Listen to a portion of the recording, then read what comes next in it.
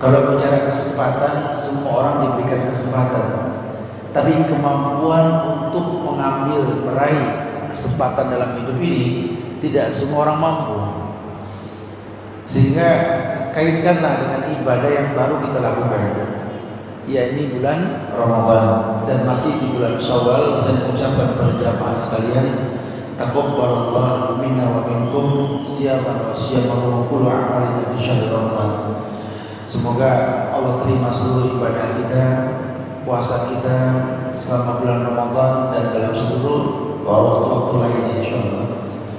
Di bulan Ramadan Allah berfirman dalam Al-Quran mengatakan bahwa yang namanya puasa ini berujung pada sebuah arti ketakwaan. Kama kutiba 'alal ladzina min qablikum la'allakum tattaqun. Ada ayat yang mengatakan seperti diwajibkan orang sebelum kalian agar kalian bertakwa. Ini Masya Allah, kalau Allah perintahkan kita puasa, kita menjadi orang yang bertakwa dengan puasa. Jujur, puasa memang membuat orang yang betul-betul mengerti puasa jadi bertakwa. Terus apa manfaatnya, Ustaz? Secara umum ada 3 keuntungan orang yang bertakwa. Nanti ini menjadi modal untuk meraih kesempatan dalam hidup, ya, karena 3 modal itu penting sekali. Yang pertama, ulama mengatakan bahwa kalau orang yang bertakwa itu diberikan keuntungan seperti yang Allah abadikan dalam Al-Quran surat At-Talaq ayat 3. Wa may yattaqillah yaj'al lahu makhrajan wa yarzuqhu min haitsu la yahtasib. Kata Allah, barang siapa yang bertakwa kepada Allah, Allah akan memberikan solusi dalam hidupnya. Allah akan memberikan solusi dalam hidupnya. Wa may yattaqillah yaj'al lahu makhrajan. Barang siapa yang bertakwa kepada Allah, Allah berikan makhrajan, solusi, jalan keluar pada setiap masalah hidupnya. Ya, karena memang hidup ini masalah. Betul. Hidup ini masalah. Orang hidup ya harus punya masalah. Jadi kalau orang hidup nggak pernah bermasalah, mayit. Saya alhamdulillah, Ustaz, seumur hidup nggak pernah ada masalah, Ustaz. Ini orang nggak bergerak berarti ya, diem. Lalu kita diem aja masalah, ya, diem masalah, nggak diem masalah. Ya, karena memang hidup ini pasti berefek, gitu ya, sehingga gesekan, benturan terjadi selalu bikin masalah. Tapi Allah sudah mengatakan, wa may yattaqillah yaj'al lahu makhrajan. Orang yang bertakwa kepada Allah, Allah selalu berikan ending dalam hidupnya. Ada solusinya. Kalau kita pengen anak-anak kita tuntas dalam sekolah, suruh dah jadi orang yang bertakwa, tuntas insyaallah. Orang kalau berhubungan rumah tangga, kalau dia bertakwa jelas mau terus apa mau cerai, jangan digantung anak orang gitu loh. Kalau orang yang bertakwa tahu A, B, B, C tahu. Hidup ini bukan masalah sukses atau gagal, cuma selesai. Ya kalau gagal ya bersabar, ya kalau sukses nggak sombong gitu loh. Ada selesainya. Allah sudah katakan, wa may yattaqillah yaj'al lahu makhrajan. Orang yang bertakwa kepada Allah, Allah berikan makhrajan, solusi dalam hidupnya. Allah berikan solusi dalam hidupnya. Kan orang yang puasa ujungnya takwa. Kutiba alaikumusiyam kama kutiba alal ladzina min qablikum la'allakum. Allah wajibkan orang kalian berpuasa seperti orang sebelum kalian agar kalian bertakwa. Nah, kalau kalian sudah bertakwa, efek yang pertama ada solusi dalam hidup. Ya, jangankan masalah yang ringan, masalah yang berat saja Allah jamin loh. Orang yang berpuasa, kalau betul-betul dia berpuasa, nggak ada orang yang berpuasa kelaparan tuh nggak ada ceritanya. Padahal makan itu kan masalah. Orang bisa perang antar negara gara-gara makanan, bisa putus hubungan keluarga gara-gara makanan. Berat. Buat kita yang nggak pernah punya masalah makanan mah ringan. Tapi kalau orang yang punya masalah sama makanan, waduh. Apalagi kalau udah masalah masak, ngundang orang, makanan kurang, ya Allah, ya, berat. Rasul mencontohkan kalau dia datang ke rumahnya bertanya sama orang rumah, apa yang kau masak? Nggak ada yang ku masak ya Rasulullah. Walidzalika inni shaim. Oleh karena itu aku puasa. Dan nanti berbuka dijamin sama Allah. Maka Nabi mengatakan apa? Orang yang berbuka, fariha idza aftara, bahagia kalau iftar. Nggak ada orang yang buka puasa tuh sedih, nggak ada. Nangis. Kenapa nangis? Nggak ada yang dimakan, nggak. Bohong. Allah berikan solusi. Ya, kalau kita betul-betul, nah bagaimana supaya betul mendapatkannya ihtisab? Harus basically-nya iman dan ihtisab. Man shoma ramadanan imanan wa ihtisaban ghufira lahu ma taqaddama min dzambi. Orang yang beriman, orang yang berpuasa di bulan Ramadan, iman dikedepankan, hitung-hitungan pahala, bukan ambil kalkulator hitung Quran per huruf kali 10, bukan puasa itu, bukan itu ya. Artinya dia tahu banyak sekali yang bermanfaat di bulan tersebut. Ya, ini orang yang dimaksud. Yang kedua, orang yang bertakwa. Ini modal yang kedua. Modal yang pertama solusi jelas. Modal yang kedua, Allah katakan dalam surat Al-Anfal ayat 29. Kata Allah, "In tattaqullah yaj'al lakum furqanan." In tattaqullah yaj'al lakum furqanan. In tattaqullah yaj'al lakum furqanan. Kalau kalian bertakwa kepada Allah, Allah berikan kepada kalian furqan. Furqan, apa arti furqan? Talenta khusus untuk membedakan yang hak dan yang batil. Sebulan dilatih kita untuk mengerti ini. Tapi kalau bulan Ramadan kita bisa membedakan mana yang baik, mana yang buruk, gampang.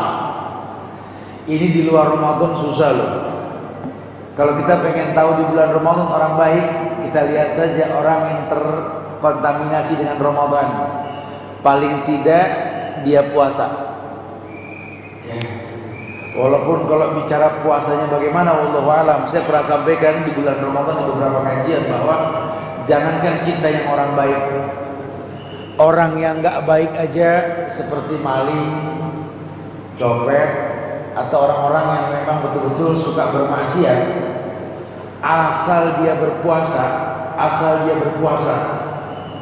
bikin dosa tuh nggak mau. Maling puasa, pagi-pagi temannya bilang, nyolong nih, kata dia puasa, ntar dah nunggu buka, puasa. Efeknya dulu, orang mau bikin dosa di bulan Ramadan soalnya. Makanya dikatakan bahwa orang yang berpuasa dan bertakwa diberikan sebuah talenta furqan. Kita gampang lihat. Ini di luar Ramadan, enggak semudah di bulan Ramadan. Tidak semudah di bulan Ramadan. Kita sekarang nggak tahu mana orang baik dan orang buruk. Ya satu mungkin dia nggak beribadah, yang kedua mungkin dia orang yang betul-betul tidak melakukan banyak hal yang kita tahu gitu loh. Nah, furqan ini penting untuk mengetahui mana sih yang dikatakan orang baik, orang tidak baik. Ini talenta khusus loh. Karena nanti kita menghadapi banyaknya firqah-firqah Islam di negeri kita, pengajian-pengajian yang beragam. Tuhannya sama Allah, nabinya sama Muhammad sallallahu alaihi wasallam, kajiannya juga Sahih Bukhari sama. Tapi dengan spanduk besarnya mengundang orang berbuat dosa berbentuk bid'ah. Saya bingung kan, padahal kan Tuhan kita sama Allah, Nabi kita Muhammad sallallahu alaihi wasallam, apa yang disampaikan juga sahih, kitab terbaik setelah Quran, Sahih Bukhari, Sahih Muslim, hadisnya jelas. Tapi kenapa kok ya ada bedanya nampak sekali di aplikasi kehidupan? Itu yang saya maksud. Sehingga kita nggak terjebak dalam hal-hal yang membingungkan. Karena kalau buat orang yang baru belajar kan dibikin bingung, ini yang mana sih Ustaz? semua yang berkoar pun mengaku sebagai orang baik. Sampai orang yang mencaci maki pemerintah dari pinggir jalan pun mengaku sebuah kebaikan. Allahu Akbar, Allahu Akbar, tangkap si fulan, turunkan si fulan. Oh, Allahu Akbar. Kebenaran itu harus ditegakkan, tapi dengan cara yang haram. Buat kita yang memantau dan menyimak ini kan, ini saya jadi bingung, Ustaz. Kalau memang betul, karena pandai sekali dia menyampaikan sebuah kata-kata. Iya, Nabi sudah mengatakan, Inna fil kalami la sihrun. Dalam ucapan ada sihir. Jangankan orang yang berorasi membawa ayat dan hadis, orang nyanyi aja bisa bikin orang tobat loh. Ya, dia bernyanyi pun bisa bikin orang menangis loh. Apalagi kalau Quran dan Sunnah yang disampaikan. Nah, Nabi mengatakan, Inna fil kalami la sihrun. Dalam ucapan itu ada sihir. Orang tuanya nyuruh dia nggak nurut, sama yang baru kenal udah iya aja. Tuh sihir tuh mulut tuh. Udah sami'na wa ata'na. Kalau ucapan diucapkan dengan sesuatu yang pas, setan ngikut dapat. Kita butuh furqan. Ini ustadz ini begini, ustadz itu begitu, kiai ini, guru ini bingung kita. Ya. Semuanya ngeruqyah. Judulnya ngeruqyah. Judulnya ngusir setan. Lagi setan juga sih kebangetan pinter sih ya. Kadang-kadang dia belagak kabur gitu ya. Kita percaya aja. Tangkap tuh setan dari semua ruangan di kamar dia, tangkap. Dah bersih ke tempat. Kayak gimana sih setannya? Digambar. Tuh setannya. Udah bersih, udah. Yang punya rumah suruh ngomong depan TV. Alhamdulillah. Setelah didatangkan tim penggerbek setan, maka rumah saya aman dari setan gitu ya. Dia disyuting dengan penampilan yang tidak syar'i, nggak menutup aurat. Ini setan megang mic nggak ketangkep, betul lagi gitu. Kan kita nggak paham tuh, yang kita tahu cuma efeknya bagus saja. Padahal tetap furqan itu penting, kemampuan membedakan yang hak dan yang batil. Makanya Ramadan ajarkan, janji siapa? Allah. In tattaqullah yaj'al lakum furqanan. Kalau kalian bertakwa kepada Allah, Allah berikan furqan. Talenta khusus. Makanya orang-orang dulu itu senang banget sama Senin Kemis loh. Kalaupun dia tidak mampu kan ada kewajiban yaumul bid lah. Syukur-syukur kalau dia bisa maksimal melakukan puasa Daud. Ini lebih memprotek diri dia. Karena secara umum yang namanya puasa itu adalah baik junnah, as-saumu junnah, yastajinnu bihal abdu minan nar. Puasa itu perisai yang memperisai seseorang dari neraka. Ba'adallahu wajha'an nar sab'ina kharifan. Bahkan Allah menjauhkan wajah orang yang berpuasa dari neraka 70 tahun perjalanan. Soma yauman fisabilillah. Sekali aja dia puasa di waktu kapanpun, dampak puasa yang pertama membuat wajahnya jauh dari jilatan neraka. Punya furqan. Orang kalau lagi puasa tuh jujur loh, lapar tuh tertarik juga enggak. Sebulan gembleng kayak begini, enggak apa-apa, kita mau fitnah. Ya, kita jangankan kita terang-terangan, ngumpet aja takut bikin dosa. Sebulan dilatih kayak begini kan, masya Allah. Yang ketiga, modal yang ketiga. Setelah ini kita masuk nih, apa sih kesempatan tersebut? Ya. Modal yang ketiga, wattaqullah wa yu'allimukumullah. Surat Al-Baqarah ayat 282. Wattaqullah wa yu'allimukumullah. Bertakwalah kepada Allah, yu'allimukumullah. Allah berikan ilmu kepada kalian. Yu'allimukumullah. Kalau kamu bertakwa, Allah berikan ilmu sama kamu gitu. Makanya entah wallahu alam bissawab, kami mengalami punya orang tua yang nyuruh kami puasa Senin Kemis tuh zaman sekolah dulu. Puasa nak, kalau mau ujian tuh puasa Senin Kemis. Dan ciri khas orang-orang yang Senin Kemis waktu sekolah itu pinter-pinter loh rata-rata ya. Kebanyakan yang lulus, yang baik keagamaannya. Kita baru mulai pahamnya sekarang nih. Oh betul ya. Itu orang tua nyuruh kita nggak main-main. Disuruh puasa Senin Kemis, efeknya Masya Allah. Kita belum dapat kerjaan, disuruh puasa, rajin ya. Masya Allah. Diangkat derajat kita, betul sekali. Iya, yu'allimukumullah. Janji Allah, kalau puasa itu membuat dia bertakwa, yu'allimukumullah.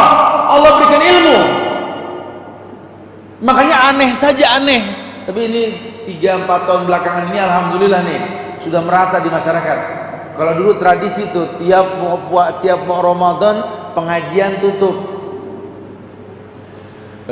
Baiklah jamaah sekalian, berhubung minggu depan Ramadan, maka kita tutup dulu pengajian kita dan akan dibuka tergantung moodnya Ustaz.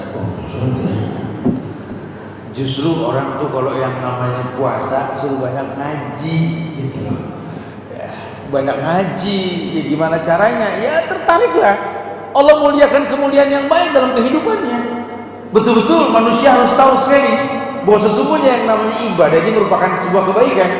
Bahkan yang namanya puasa membentuk si pelakunya ini memiliki karakter khusus, mudah menangkap kebaikan. Dan ilmu yang Allah janjikan tadi, yu'allimukumullah, Allah berikan ilmu. Ilmu yang dimaksud yang qala Allah wa qala Rasul wa qala sahabat. Jadi yang berkaitan dengan agama, dunia mengikut ya.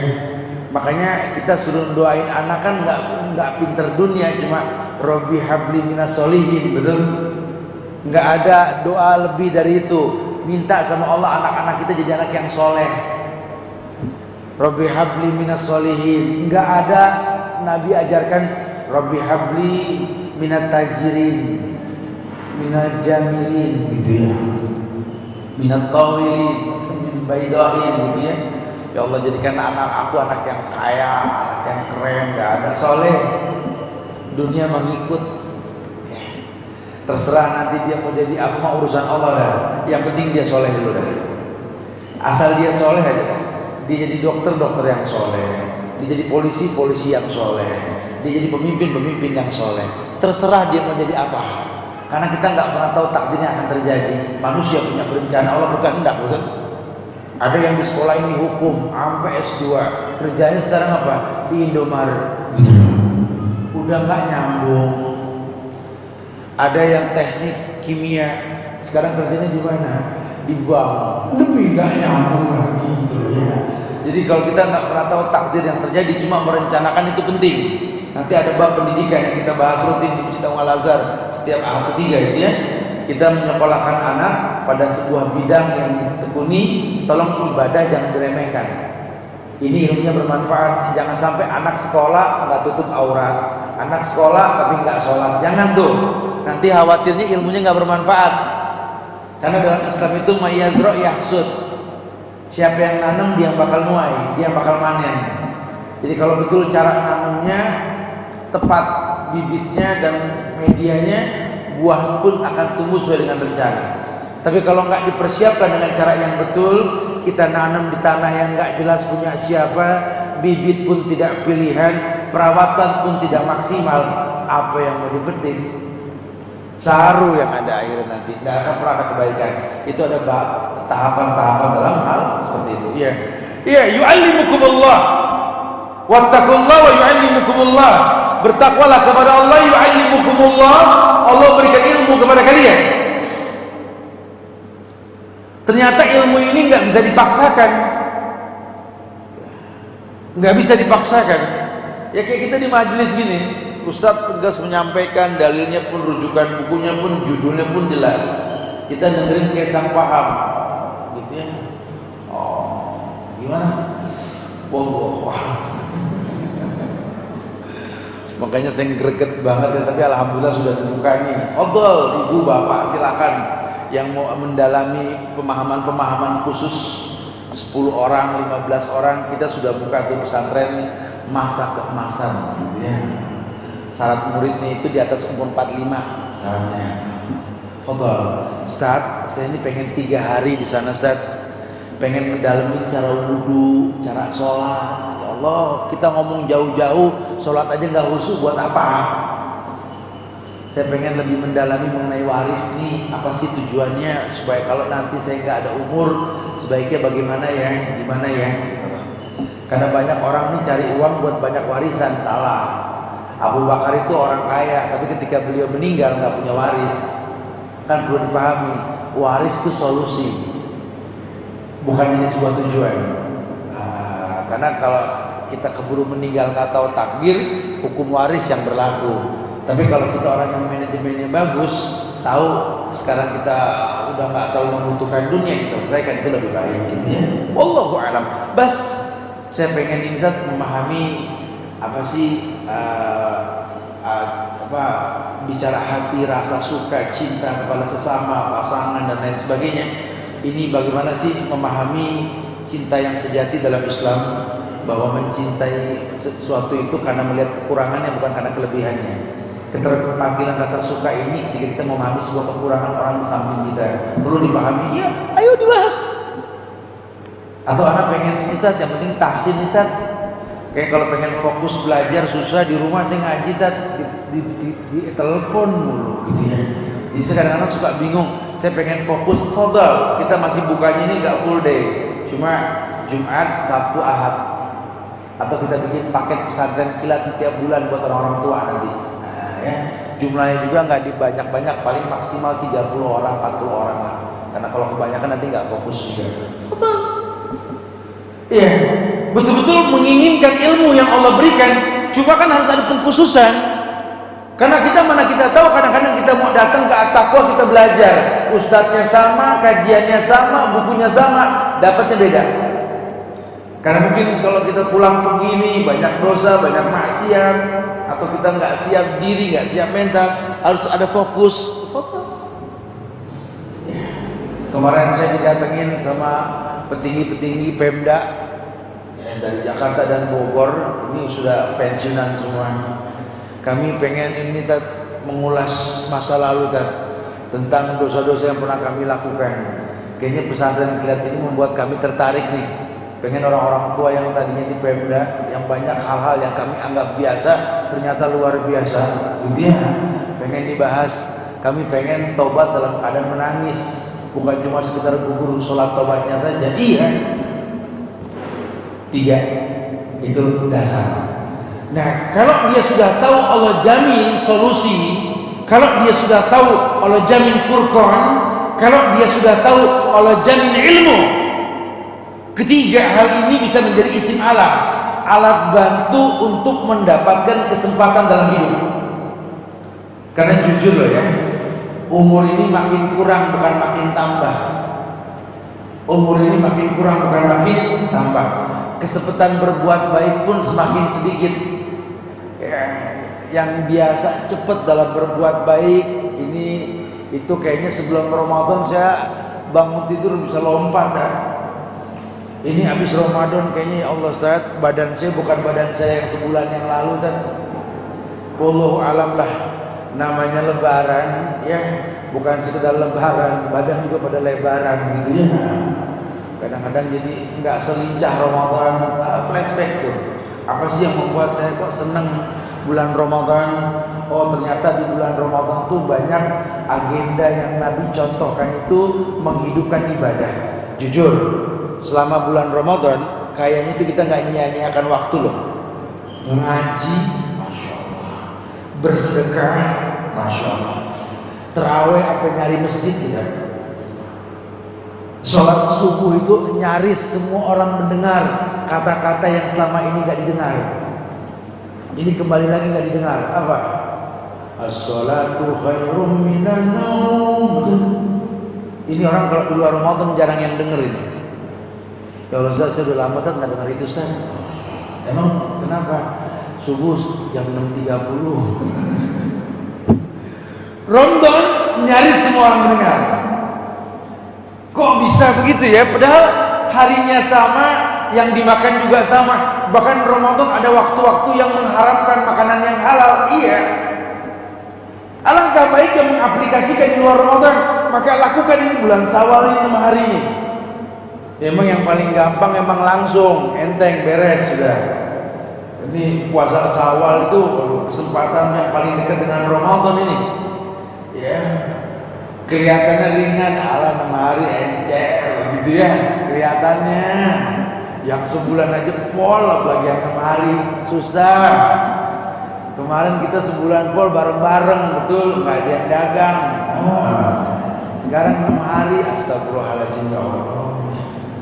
Apalagi kalau kayak saya di Jakarta Bogor tiap hari pakai motor, ya Allah. Kalau puasa Syawal diundur-undur itu tiap lewat sotomi Bogor, belok kiri bubur Ortega, Masya Allah ya. Mana cakwenya manggil-manggil lagi ya. Kayaknya berat terasa lah. Ya, saya sih alhamdulillah Ustaz, kalau puasa sunnah mah kuat jangan keluar. Saya udah mau keluar jam 9 ada yang manggil, saya ngelomok bakso lewat, astagfirullahaladzim, berat. Ya tapi sudahlah, maksimalkan karena 6 hari Syawal ini seperti puasa setahun yang saya pegang. Jangan pakai berlogika. Utang dulu apa puasa dulu tadi ini orang dia aja nanya tiap tahun dia aja nanya ini. Ya. Kalau punya utang sama puasa Syawal kan duluan utang apa Syawal? Ya Ustaz mau ditanya begitu jawabannya apa? Yang wajib begitu kan pasti. Semua ustaz nyari seperti itu. Kecuali Syawal mau habis, Syawal dulu baru bayar utang jadi waris. Nah. Ada lagi ide baru nih kan? Kalau kita sekalian niatnya gimana kan?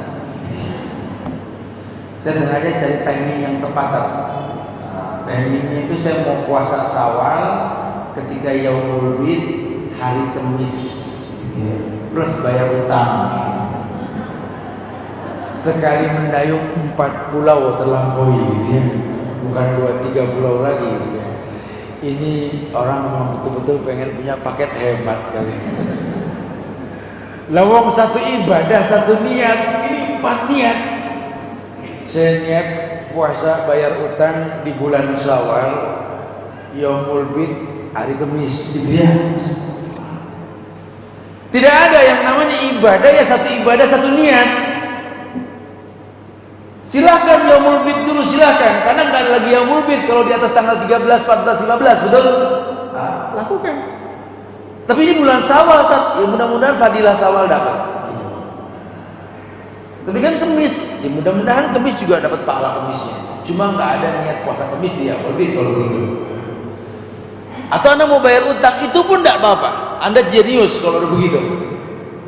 Sengaja mengedepankan hutang yang wajib, menomorduakan yang sunnah, pahala. Jadi kalau kita melakukan yang sunnah, datang sebuah kewajiban, kita gugurin yang sunnah, yang wajib kita ambil, cerdas. Ya orang yang seperti ini pahala. Kita kayak begini, Allah jadikan siang untuk bekerja, malam untuk istirahat. Itu ditegakkan hukumnya. Orang yang kerja siang bukan dapat untung saja, pahala. Orang yang tidur malam bukan nikmat saja, pahala. Ini semua wajib menegakkan hukum. Sehingga dia paham sekali bahwa kalau Allah sudah tentukan sebuah agenda hidup, dia tegakkan. Nah bicara yang sunnah dia batalkan dengan yang wajib pun tidak ada permasalahan. Ada sesuatu kewajiban yang saya nggak bisa hindari. Bapak mencari nafkah wajib. Ketemu Senin, ketemu Kamis biasa puasa, tapi tumben nih hari kok kayaknya lemas. Nggak puasa Pak, saya khawatir yang wajib terganggu. Boleh, kita nggak dia paksain. Akhirnya masuk kantor mata ngembel gitu.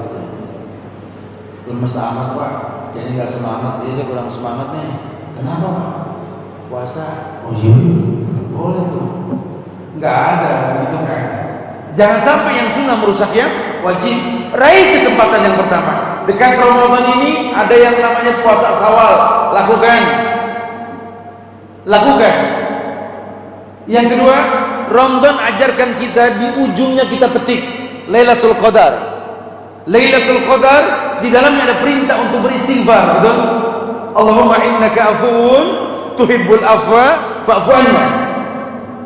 Kau Maha Pengampun, menyukai ampunan, ampunkan kami. Maka yang kedua, selain kita memanfaatkan ibadah di bulan Syawal, yang kedua, teruslah perbanyak istighfar. Di dalam Al-Quran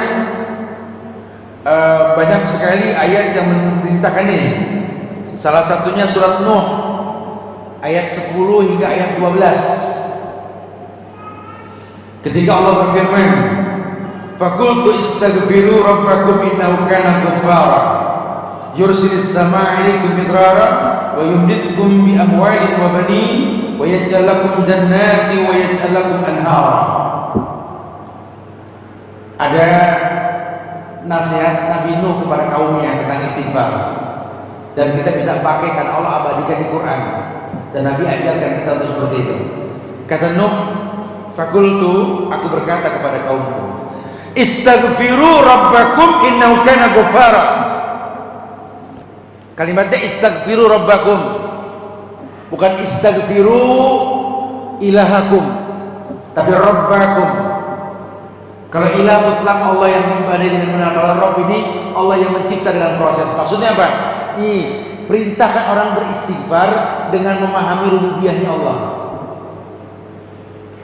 Kayak kita ngelihat orang yang nggak sholat, bukan sini istighfar ente, ribut, tapi jelaskan tentang rububiyah. Assalamualaikum, waalaikumsalam, sebentar.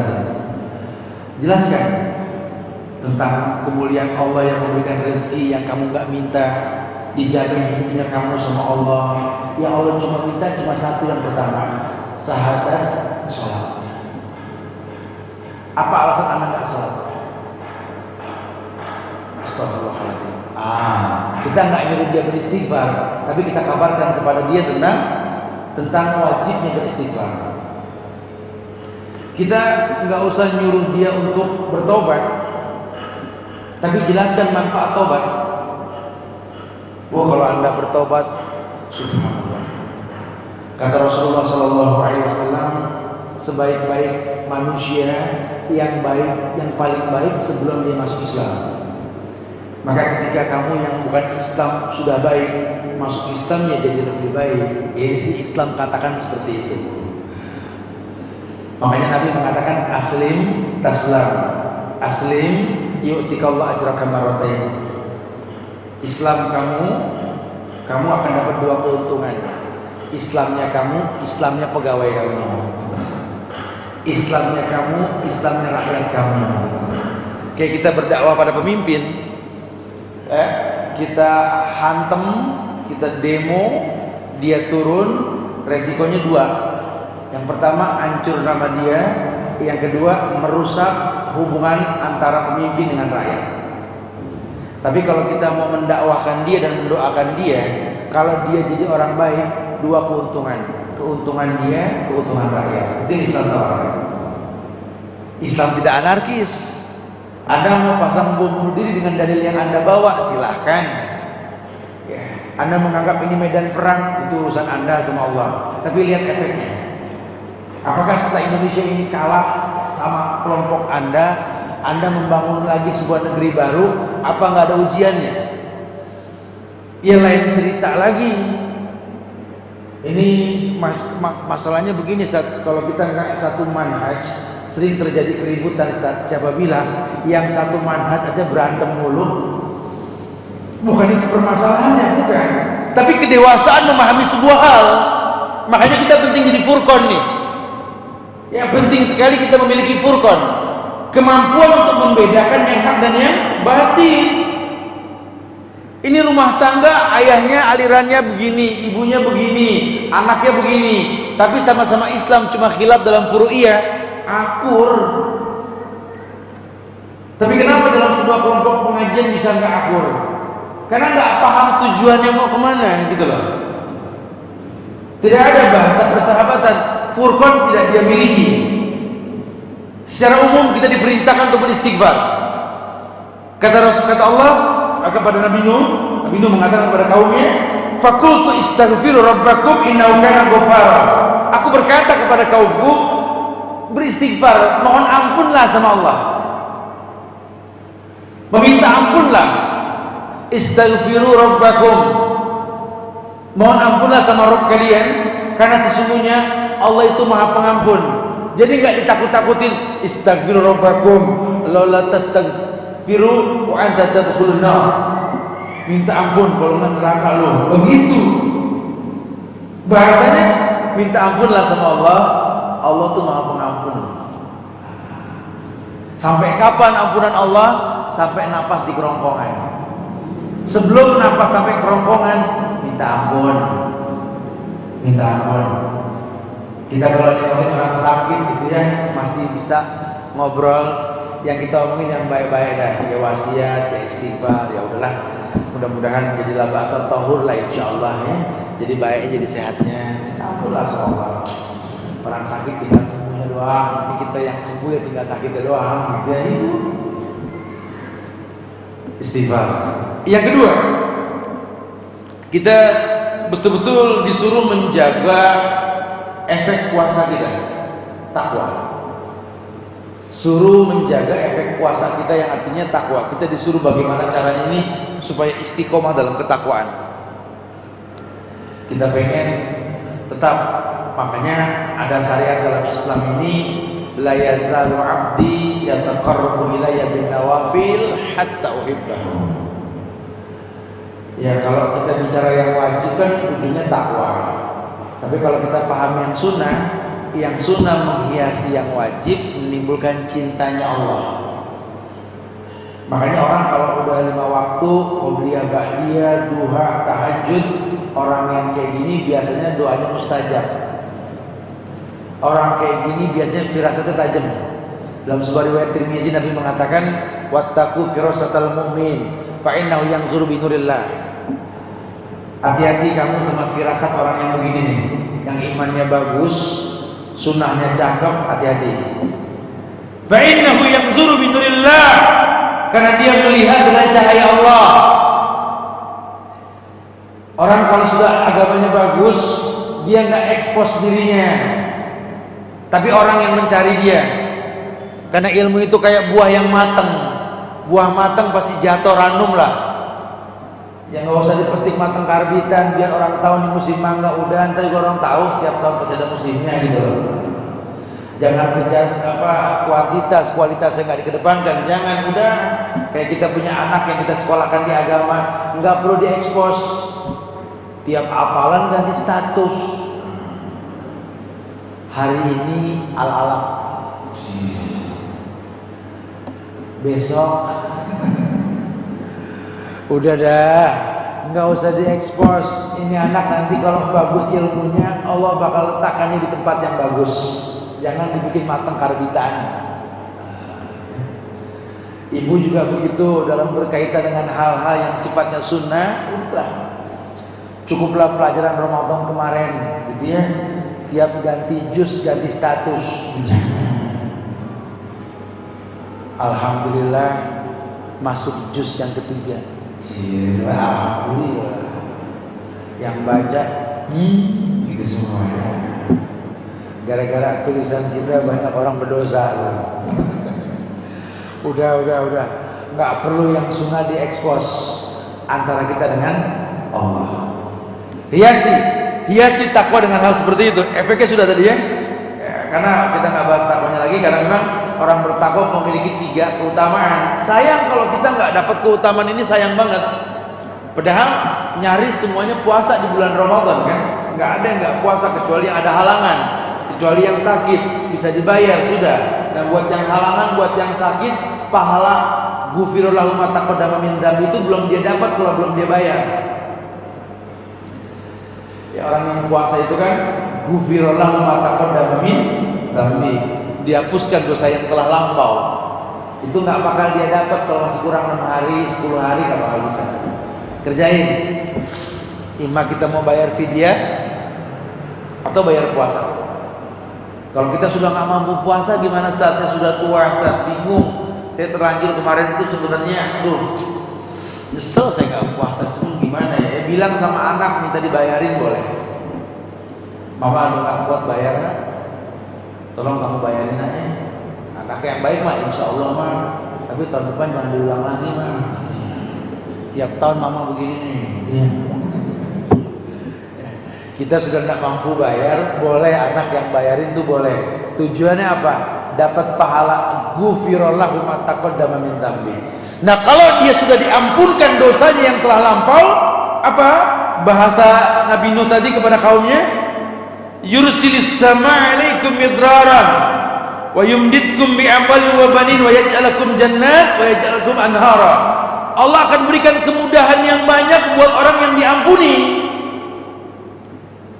Makanya kita pengen orang tua kita lembut hatinya, gampang menerima kita apa adanya.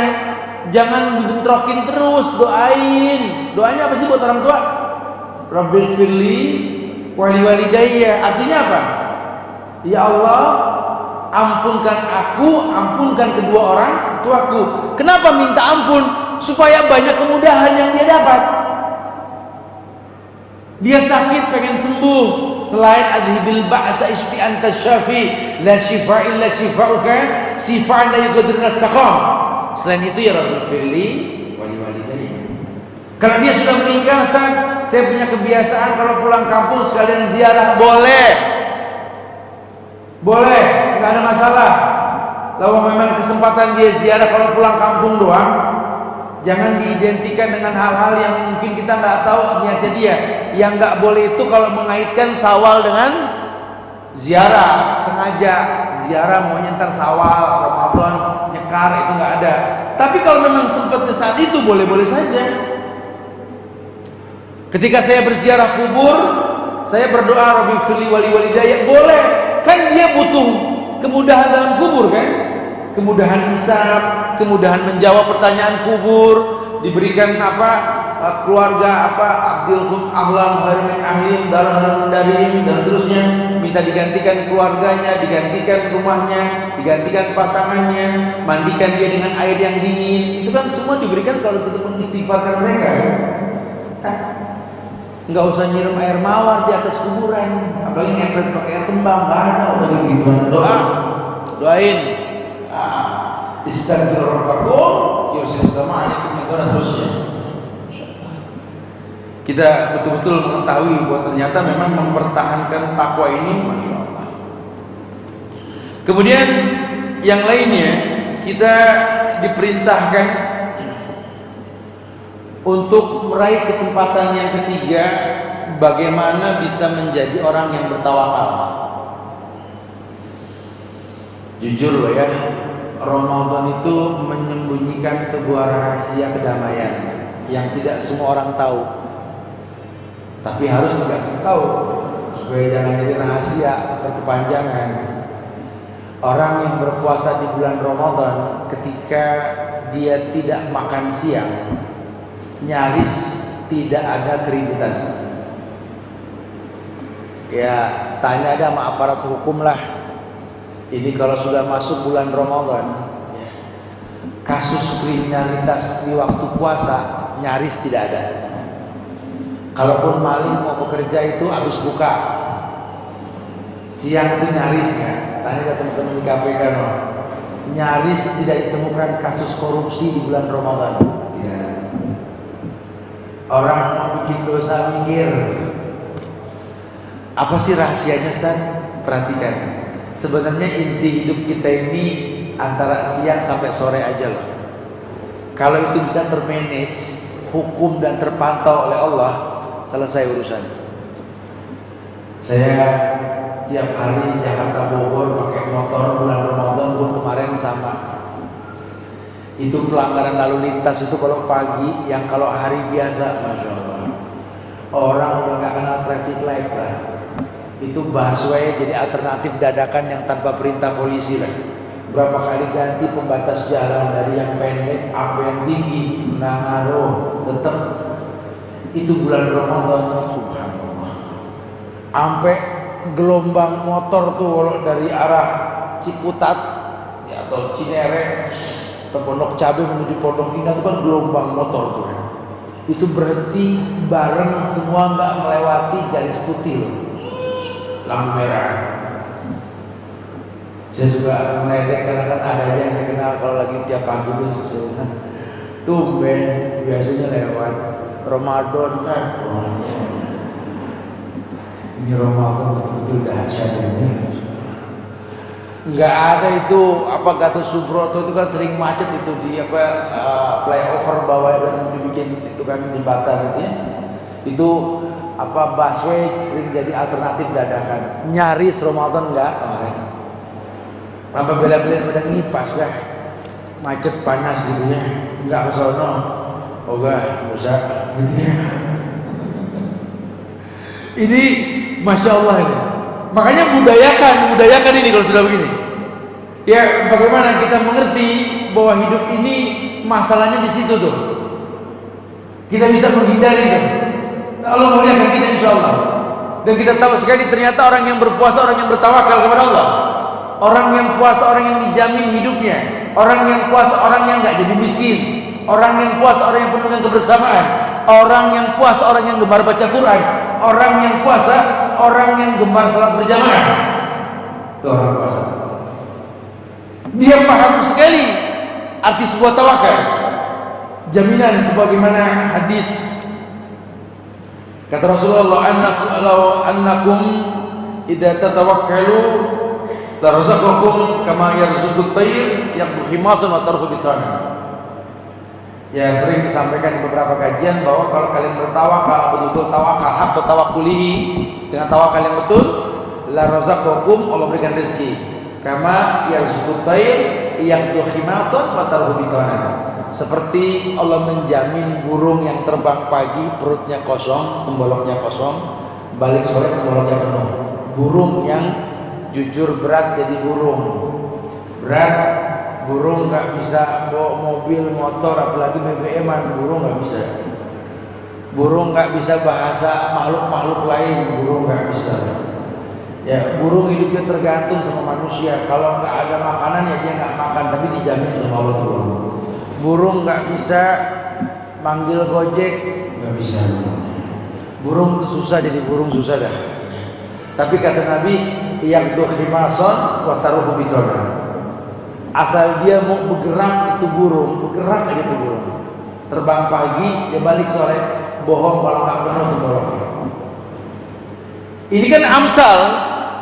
Kenapa? Karena yang burung tahu bahwa Allah ciptakan dia sebagai burung, sebagai fenomena alam yang terjamin. Allahu khaliqu kulla syai' wa huwa ala kulli syai'in wakil. Allah yang mencipta, Allah yang mencukupi.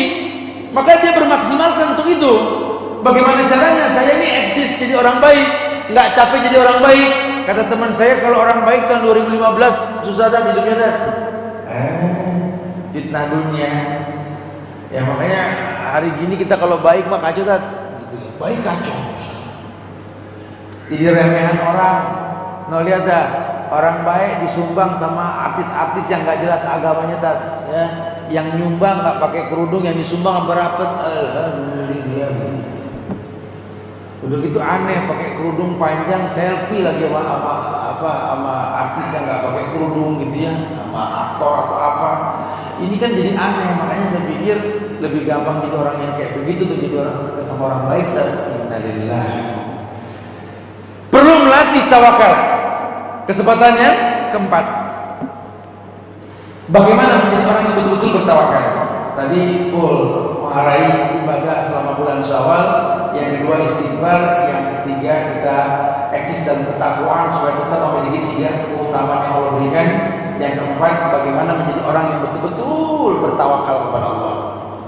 Ya, karena Ramadan ajarkan kita sebulan nih.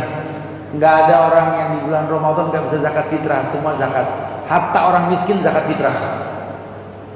Ya, cuma dalam zakat fitrah ini juga kalau bisa ini memang panitia zakat ini berilmu nih, karena masih banyak sampai saat ini nih panitia zakat yang masih megangin beras zakat. Padahal di Islam tuh zakat fitrah itu harus sampai ke mustahiknya sebelum khotib naik atas mimbar. Ini banyak panitia zakat ini yang kadang-kadang dia nggak berilmu. Orang pengen ngeluarin zakat fitrah melalui masjid, ditampung di gudang masjid, itu salah. Makanya disyariatkan kita memberikan bahan makanan pokok yang kita makan. Apa bahan makanan pokok yang dimaksud, Ustaz? Ya ini makanan yang mendominasi makanan kita. Ya mentega, keju, tepung atau beras, kemudian gandum atau korma kalau buat orang Arab yang mendominasi.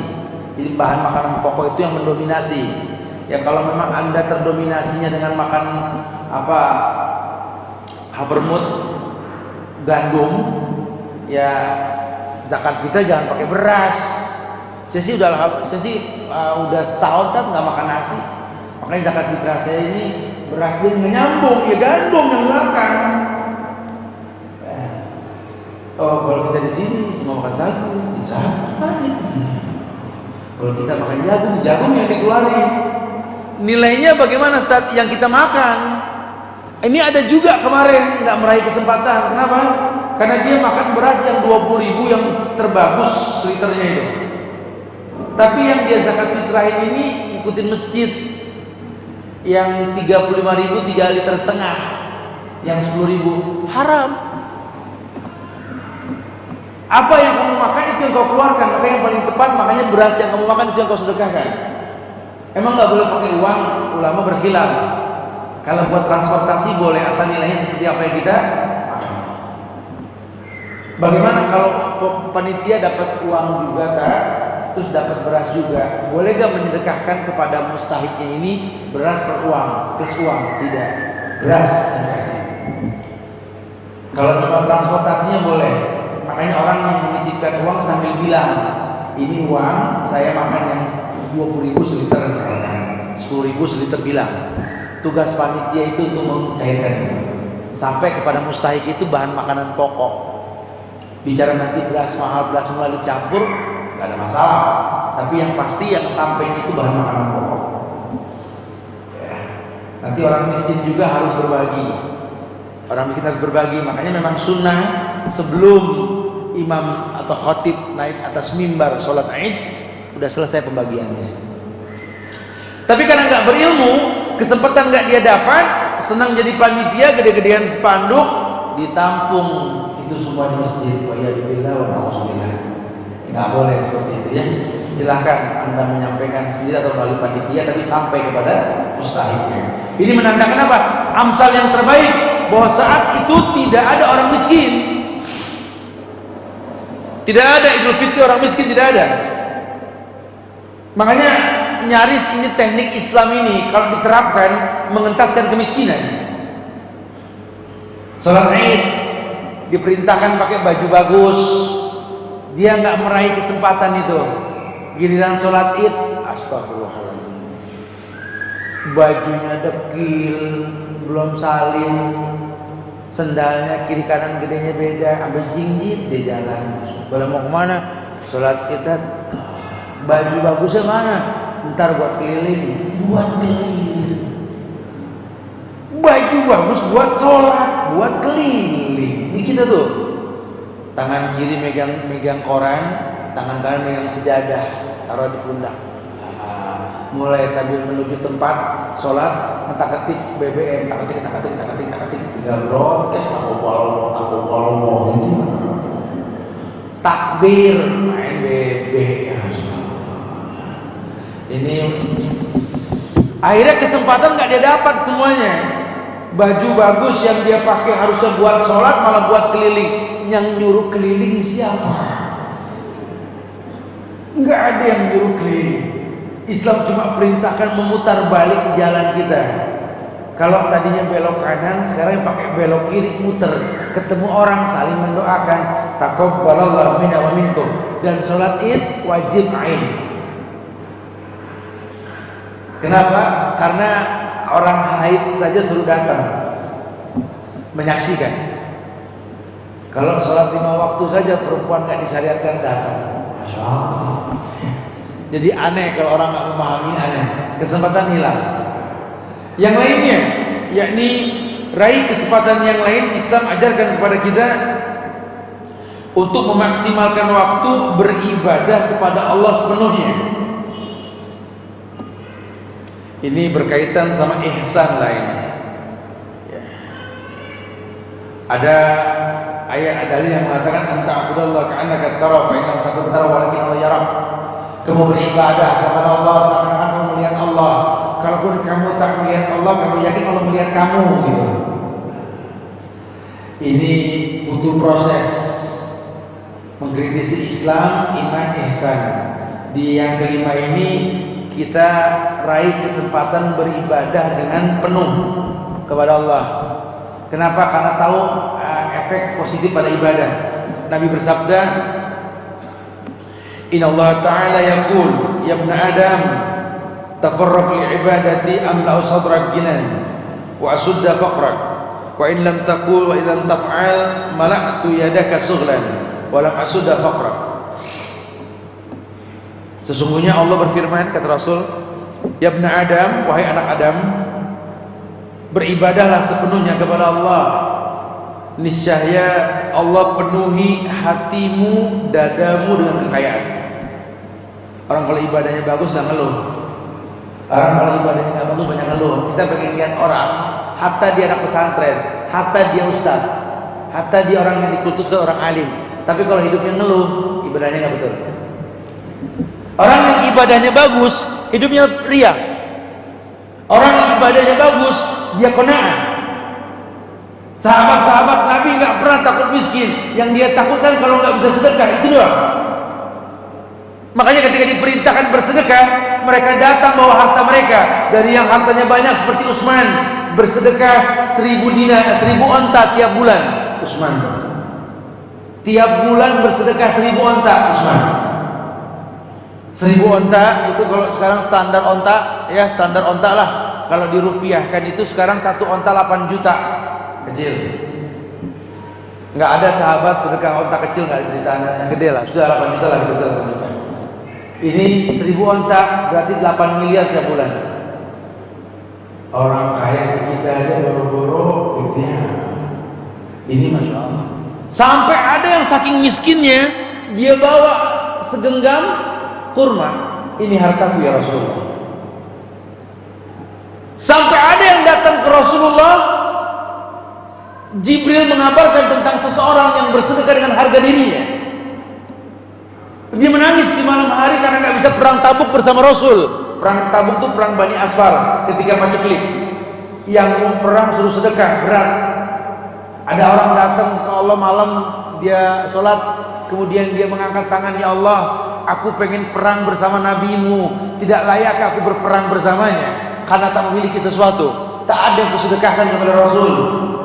Tapi mulai malam ini ya Allah, aku sedekahkan harga diriku padamu ya Allah. Besok paginya Jibril nemuin Rasul, berbisik. Nabi dari atas mimbar mengatakan, man tasaddaqa bil-lail, siapa yang bersedekah di malam hari? Tidak ada yang ngaku. Nabi turun dari mimbar, nyamperin tuh orang. Allah terima sedekahnya. Yang sahabat takutkan itu nggak bisa sedekah, itu yang jadi masalah. Dan sedekah itu nggak dengan materi saja, senyum pun sedekah, berbuat baik pun sedekah. Sehingga mungkin kita orang yang nggak bisa maksimal berbuat baik, tapi bisa menyempurnakan kebaikan orang. Ini timingnya tepat ini nih. Ya mau haji, kita belum bisa haji, hajikan orang tua kita yang sudah meninggal. Minta tolong sama orang-orang soleh yang bisa menghajikan di sana. Banyak mahasiswa-mahasiswa, foto. Atau mungkin apa? Tadi kita berencana untuk pesantren para manula, di mana yang datang ini orang-orang tua semua yang pasti sudah kurang penglihatannya, kurang fisiknya. Saya pengen cuma belum mampu. Saya pengen ini sih ada Quran yang gede, misalkan gitu ya. Dari kemarin alhamdulillah kita tampung untuk Quran-Quran besar tuh. Karena orang-orang tua mungkin yang udah kurang jelas ya, melihat juga kadang-kadang yang kiri bilang ain, yang kanan bilang ogin, jadi kalau yang mudahan dikit ngeliatin itu lain cerita. Atau memberikan ide saran, Ustaz, bagaimana kalau orang-orang tua juga nanti di sana itu kita nggak kayak panti jompo, tapi dikaryakan dalam artian seperti pesantren yang nggak terikat dengan agenda pendidikan khusus. Ini. Salah. Saya cuma bisa menyiapkan media dan guru yang standby. Agendanya mau dibuat pun silakan, ahlan wa sahlan. Ya, dan tempat kami ini nggak masuk kategori safar. Ya, saya yakinkan nggak masuk kategori safar karena kita ada di perbatasan antara Bogor, Jakarta, di Parung. Oh enggak, silakan memaksimalkan. Atau saya pengen bawa keluarga nih Ustaz, besok Sabtu Minggu pengen nginep. Kalau saya yang ngomong anak tuh pada mencibir Ustaz, ingat masa lalu saya, gitu ya. Jadi kalau di sini yang ada yang ngomongin lain cerita, alhamdulillah. Ini anak-anak saya tadi, ya Allah Ustaz, saya mau masukin pesantren, papanya nggak rela, mamanya nggak tega, neneknya pun melarang, bingung deh. Anak jadi bingung, udah pesantren weekend, Sabtu Minggu, Sabtu Ahad. Taruh nih anak berteman sama orang-orang soleh, nggak rugi kenalin dia sama orang soleh. Sampai gede nih anak berteman sama orang soleh, dilala ribut sama orang tua, ngambek kaburnya ke rumah orang soleh. Tapi kalau sekarang kan di Jakarta kita nggak tahu dia berteman sama siapa, betul? Ngambek sama orang tua, larinya kita nggak jelas kemana. Paling nggak persiapan teman yang soleh. Ayo mulai berpikir, raih kesempatan yang maksimal. Sampai kita tahu sekali bahwa memang hidup ini sekali. Jangan terbuang waktu percuma. Allah berikan kesempatan yang banyak sih dalam hidup kita. Jangan ditunda-tunda, maksimalkan. Ramadan ajarkan kita. Sampai nyaris setiap orang itu megang Quran loh bulan Ramadan. Nyaris setiap orang itu berpuasa walaupun nggak sempurna. Nyaris setiap orang itu merasakan nikmatnya Ramadan. Nyaris setiap orang itu memiliki sarung baru, sejadah baru. Di luar Ramadan itu tetap ada kesempatan tersebut, maka raih sepenuhnya. Gapai kemuliaan-kemuliaannya Allah telah janjikan. Ya, kemudian yang lainnya, ini yang paling penting juga nih. Kita disuruh mengembangkan silaturahmi. Di bulan Ramadan kita buka puasa bersama. Betapa hangatnya pertemuan tersebut ya. Yang muda ketemu yang tua pun disegur sama yang muda, yang seumuran saling menyapa. Ya Allah, kenapa sih tradisi ini kok diadakannya setahun sekali? Boleh deh kalau orang anak 4 gitu ya, tiap bulan atau per 2 bulan sekali kumpul di rumah saudara yang pertama, kedua, ketiga, keempat, boleh. Panggilnya pengajian, panggilnya ustadz-ustadz yang baik pemahamannya, untuk saling memberikan nasihat, walaupun cuma 1 jam, setengah jam, tidak ada masalah. Yang penting mukodimahnya yang baik. Layak kulitu amak ila takiyun. Jangan cuma sekedar undang orang makan, undang orang yang baik agamanya. Ya, ajang pernikahan, nikahin anak, nikahin saudara, cucu atau siapa, ya undang orang-orang soleh supaya berkah nih makanannya. Jangan cuma orang-orang yang jabatannya bagus, kaya dikasih makan, nggak ada manfaatnya. Cari orang soleh, panggil anak-anak yatim untuk datang makan. Ini masya Allah, ini orang cerdas, betul-betul dia mengerti bahwa memang kemuliaan seperti itu. Dia paham sekali, man arada yubsatu fi rizqi wa yunsa'ahu fi asarihi falyasir rahimahu. Karena Nabi mengatakan orang yang pengen panjangkan umurnya, disehatkan badannya, dibanyakkan rezekinya, sambung silaturahmi. Iya ya, ternyata yang tadinya bermusuhan cuma miskomunikasi aja. Pas ketemu kita tegur, dia juga pengen ditegur, dia juga ketawa. Orang kalau udah kesal sama kita dijauhin, ya makin jadi. Orang kalau marah sama kita deketin, tahadu ta'abu, berikan hadiah, timbulnya cinta.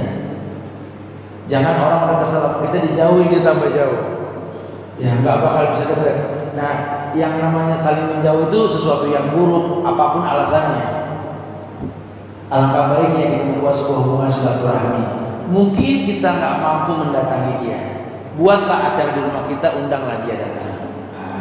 Muliakan dia, orang yang dituakan, suruh dia sambutan dulu untuk menyimpulkan apa yang disampaikan. Dia akan terangkat, ya, menjadi bagian dari sebuah kesempurnaan. Betapa indahnya kemuliaan tersebut. Silaturahmi dia maksimalkan bagaimanapun caranya. Kemudian tradisi berinfak, raih kesempatan. Kita disuruh banyak berinfak karena memang kita merasakan betapa infak itu tudiul bala. As-shadaqah tudiul bala. Sedekah itu mencegah bala. Sedekah itu mendatangkan kecintaan. Sedekah itu menambah akumulasi jumlah nilai harta kita. Anfik unfik alaik. Infakkan hartamu, Allah infakkan kamu. Kita hidup kayaknya datar aja, gini-gini aja gitu ya. Kayaknya maju enggak, mundur juga enggak gitu, kayaknya ngambang gitu ya. Coba ada sedekahnya, ada warna. Kayaknya saya tiap berangkat pagi, pulang sore, malam tidur, pagi bangun, kerja lagi kayak robot. Sedekah coba. Dan sedekah yang paling baik, kita mendatangi mustahik. Sesekali lah bawalah anak-anak kita ini pakai mobil kalau lagi liburan, jangan malah memperkaya orang yang punya rumah hiburan. Ini enggak, kita kalau hari libur ke tempat yang orang punya rumah-rumah hiburan, coba hibur diri kita, latih hati kita dengan melihat orang miskin yang baik agamanya. Besok kita ke rumah Uwa ya, atau kita ke rumah saudara kita yang di sana. Kenapa Mak? Itu tetangganya banyak orang-orang susah cuma baik-baik gitu. Oh. Atau besok Sabtu Ahad kalau bisa kita ke pesantren ini ya. Nanti kakak mainnya sama adik sama orang sana, coba tuh diukur tuh. Kalian yang makannya enak tiap hari, apalannya boro-boro 1 juz. Tuh lihat orang yang makannya cuma mie sama peyek udah 15 juz loh, gitu ya. Oh jadi disupport. Nah, lihat tuh mereka yang nggak bisa beli mainan-mainan anak-anak, malah kreatif bikin sendiri tuh mainan. Oh lihat. Itu perlu seperti itu supaya mereka terbangun, terdidik. Nah, mungkin kamu tidak seperti mereka tapi alangkah baiknya kamu jadi bagian dari mereka. Bantu sedekah mereka, sedekahi mereka dengan apa? Ini mau ajaran baru ya. Buku-buku tulis kita beliin anak 10 buku tulis, beli deh 20 buku tulis, yang lainnya bagi orang susah, sehingga buku tulis anak kita tuh berkah. Kita berikan pensil anak-anak kita ya, belikan juga buat orang susah, jadi berkah. Sehingga nanti kalau anak kita mungkin tipikal satu pelajaran 4 buku tulis karena hilang mulu gitu ya. Kalau orang susah kan 1 buku tulis 4 mata pelajaran, dia hargai itu buku tulis. Mudah-mudahan itu berkah dia dapat. Latih mereka untuk itu. Itu lihat tuh orang-orang susah di pesantren itu bukunya tuh full, nggak ada lembaran yang kosong. Anak kita selembar, 3 lembar gambar orang silat. Itu macam-macam, ada yang dirobek buat kapal-kapalan. Ya Allah ya ini nggak menghargai nilai. Insyaallah. Ini semua pembiasaan, melatih mereka berinfak. Ma'anfaqtum min syai'in fahuwa yukhlifu. Sabah ayat 39 Allah berfirman, wa ma'anfaqtum min syai'in fahuwa yukhlifu. Apapun yang kalian infakkan, Allah yang bakal bayar. Ya. Tidak ada rasa takut. Unfik alaik. Infakkan hartamu, Allah infakkan kamu. Ajak nih anak-anak kita yang sudah kerja biar berkah. Ayo anterin mama kemana, anterin papa kemana. Kenapa mesti kemari Pak? Kamu bersedekah ke sana. Kamu sedekah ke sana. Latih mereka bersedekah. Kenapa mesti bersedekah? Ya berkah hidup kamu karena ini. 2 orang-orang saleh, 2 orang-orang susah, Masya Allah. Atau anak-anak kita yang punya kemampuan membangun apartemen, membangun gedung, punya perumahan yang banyak, itu dunia ajak dia ke pesantren, buatkanlah kelas untuk anak-anak yatim yang berkah nanti untuk perusahaanmu ini itu foto apa saja yang kira-kira bermanfaat. Dia punya toko mesin air, ajak ini ke beberapa tempat di musim kering, orang sholat sampai susah, ada yang tayamum. Coba kalau kamu punya mesin air yang bagus, Masya Allah dahsyat ya, air pun keluar, orang pun berwudu. Coba ini sebentar lagi musim hujan, daerah-daerah udah kelamaan kering, biasa sering mati lampu. Pesantren butuh genset, berikan terangnya itu lampu pesantren, orang belajar, ilmu masuk, semua yang ilmunya masuk berkah, ilmu itu untuk kamu karena kamu yang meneranginya. Ini orang-orang jenius, orang-orang yang tahu sekali bahwa hidupnya buat orang lain, bermanfaat buat banyak orang. Maka kalau kita nggak manfaatkan, rugi kita. Allahu a'lam bishawab. Latih mereka berinfak. Kita orang tua punya kemampuan untuk itu. Ya contoh kecil yang paling gampang lah. Ketika kemarin banyak yang dapat THR, dapat uang anak-anak tuh kalau lagi lebaran dikasih gitu. Sudah punya uang banyak, Oke, kita akan jajan pakai uang masing-masing, tapi kalau boleh mama sarankan, papa sarankan, kalian bersedekah dulu gitu, supaya itu uangnya berkah. Jangan kita latih malah dia pelit, pegang, jangan dikeluarin gitu ya, diawet. Anak langsung jadi medit semuanya ya, sampai mengasih orang tua aja enggak mah, aku kan sayang gitu. Latih, butuh pelatihan. Kesempatan itu selalu ada, bahkan setiap setahun selalu ada. Makanya ada kaitannya tadi, kita memberikan sedekah nafkah yang cerdas kemana nih? Ke orang-orang yang miskin, atau mungkin memfasilitasi pekerjaan buat mereka. Karena kalau petani dibeli tanahnya dibangun perumahan, petani nggak bercocok tanam jadi maling. Buatkan pabrik tempe, pabrik tahu, buatkan apa yang mereka bisa bekerja. Paling tidak Anda tidak menangkap maling, cuma mencegah maling gitu loh. Jadi banyak sekali kesempatan-kesempatan yang bisa kita raih. Nah, mudah-mudahan Allah berikan kemuliaan bagi kita untuk bisa memanfaatkan ini semua, insyaallah ya. Dan yang terakhir, yakni Ramadan ajarkan kita untuk berhijrah. 11 bulan sebelum masuk Ramadan, kita ini orang yang galau, orang yang labil dalam hidup, orang yang bingung mau kemana ini hidup. Tapi Ramadan ajarkan kita untuk mengerti bahwa hidup ini memiliki tujuan. Tujuan yang utama adalah mengkritisi diri untuk banyak beristighfar. Di ujung Ramadan kita disuruh banyak beristighfar. Bagaimana mengakhiri hidup ini dengan memaksimalkan istighfar? Kok bisa beristighfar? Tentu dia mengetahui sebabnya. Ini bermuhasabah diri. Asli nafsak yasluh lakan nas. Asli nafsak yasluh lakan nas. Kata Rasul, mengkritisi diri sendiri ini akan mengkritisi orang lain. Jadi nggak sibuk sama salah orang lain, dia sibukkan mengkritisi dirinya untuk kebaikan orang lain. Saya nggak mau bawel masalah anak sholat, udah diomongin, dia kerjain alhamdulillah, enggak dia tanggung sendiri. Cuma yang penting sayanya harus baik. Karena kalau kita sudah baik, air muka kita baik. Kalau air muka kita baik, anak melihat kita tuh akan nurut.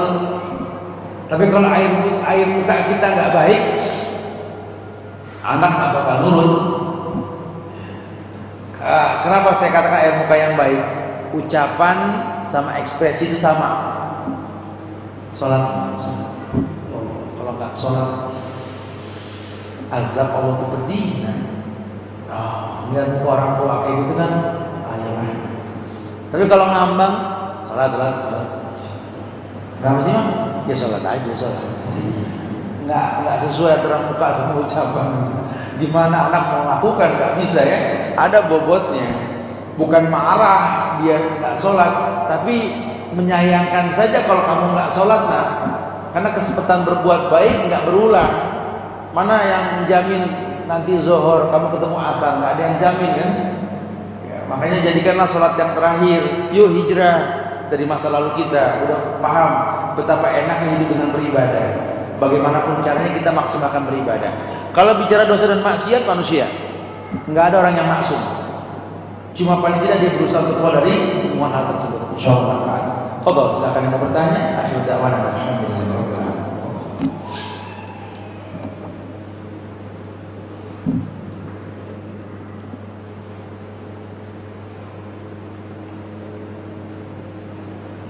Silakan, mungkin yang saya sampaikan tidak dipahami, beberapa hal yang berkaitan dengan meraih kesempatan.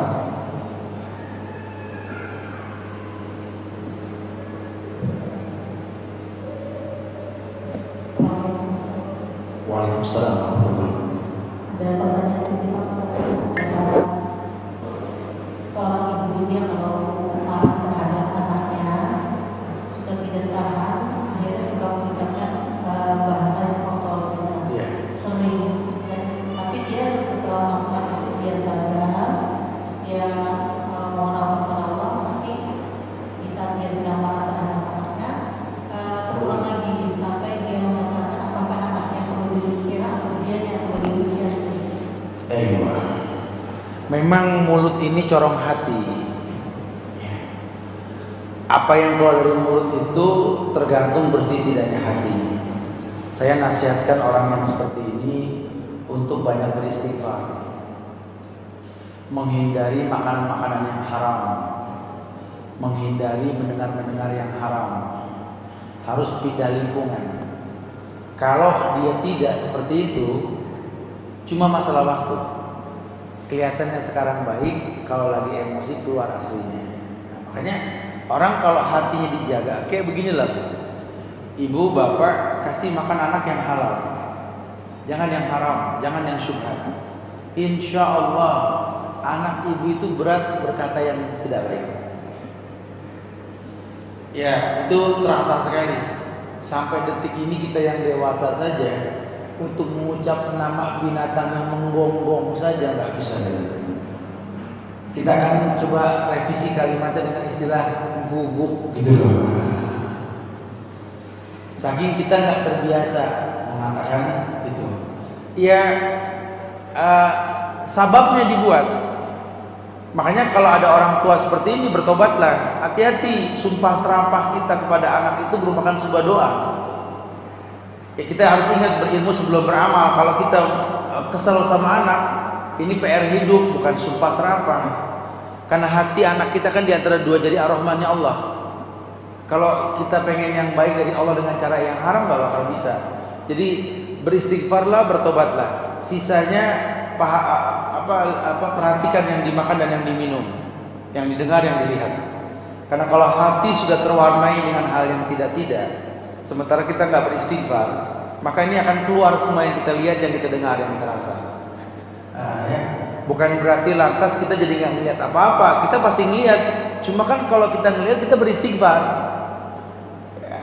Kita mendengar, pasti mendengar. Cuma kita beristighfar. Kita melakukan semua hal, tapi kita banyak beristighfar. Dan kita tahu sekali bahwa menjelang maghrib itu kan tempat yang baik untuk beristighfar kan. Makanya kalau orang yang berilmu, zikir pagi petangnya nggak hilang. Bukan berarti dia maksum, dia nggak maksum. Cuma dia orang yang beristighfar, orang yang mengkritisi diri. Allahu a'lam. Fadhal, silakan.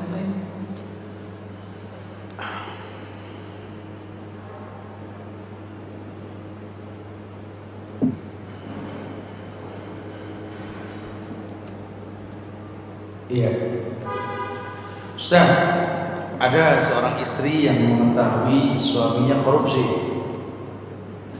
kemudian mereka bertobat.